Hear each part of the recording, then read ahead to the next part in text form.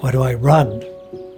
Running is part of happiness, and happiness is part of wellness. Every day I run, I feel better. My theory is doing something every day is better than nothing, even if it's 5 minutes. That philosophy got me through when I started chemo, and I came home the first day.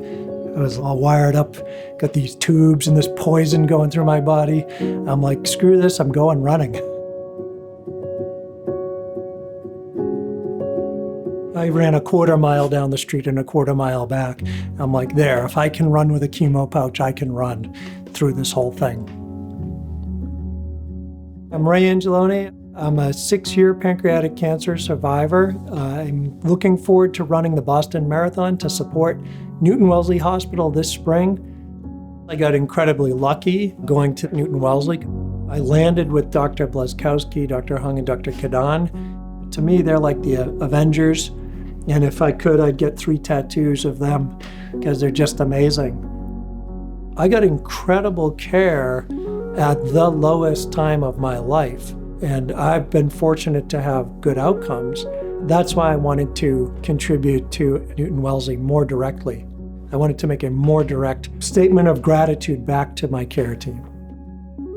With pancreatic cancer, 10% of the people are alive in 5 years.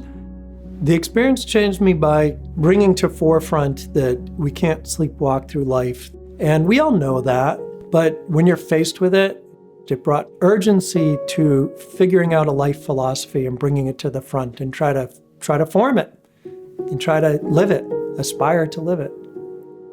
One of the purposes of philosophy is to be able to get to the end of your life with no regrets. And not regrets in like what you've done, but regrets into what you could have done and who you could have talked to and what you could have built.